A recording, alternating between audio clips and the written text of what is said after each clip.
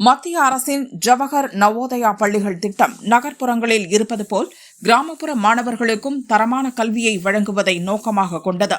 CBSE பாடத்திட்டத்துடன் உணவு, தங்குமிடத்துடன் இலவச கல்வி வழங்குகிறது.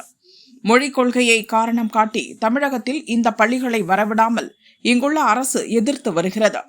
தமிழகத்தில் ஒவ்வொரு மாவட்டத்திலும் நவோதயா பள்ளிகளை நிறுவ தமிழக அரசுக்கு உத்தரவிடக் கோரி குமரி மகாசபா அமைப்பு சென்னை ஹைகோர்ட்டில் வழக்கு தொடர்ந்தது. விசாரித்த கோர்ட் தமிழகத்தில் நவோதயா பள்ளிகள் திறக்க அனுமதி வழங்கியது. இதை எதிர்த்து சுப்ரீம் கோர்ட்டில் தமிழக அரசு முறையிட்டது. இந்த வழக்கு நீதிபதிகள் நாகரத்னா, மகாதேவன் அமர்வு முன் இன்று மீண்டும் விசாரணைக்கு வந்தது. தமிழக அரசு வக்கீல் வாதிடும்போது மத்திய அரசின் அனைத்து திட்டங்களையும் மாநில அரசு ஏற்றுக்கொள்ள வேண்டும் என்ற அவசியம் மாநில அரசுக்கு கிடையாது என்றார். அப்போது குறுக்கிட்ட நீதிபதிகள், கல்வி என்பது பொது பட்டியலில் இருப்பதால் மத்திய, மாநில அரசுகள் இணைந்து செயல்பட வேண்டும் என்றனர்.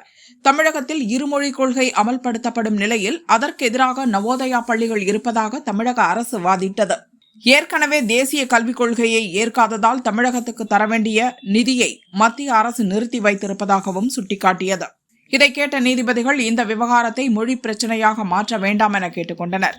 மத்திய அரசுடன் பேசி நிலைமையை சரி செய்யுங்கள் என்று அறிவுறுத்தினார். மத்திய அரசின் திட்டத்தை திணிப்பு என்று எடுத்துக்கொள்ள வேண்டாம், அது மாணவர்களுக்கான நல்ல வாய்ப்பாக எடுத்துக் கொள்ளுங்கள் என்றும் நீதிபதிகள் தமிழக அரசுக்கு அட்வைஸ் செய்தனர்.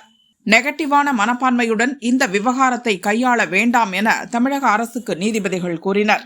தமிழகத்தில் ஒவ்வொரு மாவட்டத்திலும் நவோதயா பள்ளிகள் அமைப்பதற்கு மத்திய அரசுடன் சேர்ந்து 6 வாரங்களுக்குள் இடங்களை தேர்வு செய்யவும் தமிழக அரசுக்கு நீதிபதிகள் உத்தரவிட்டனர்.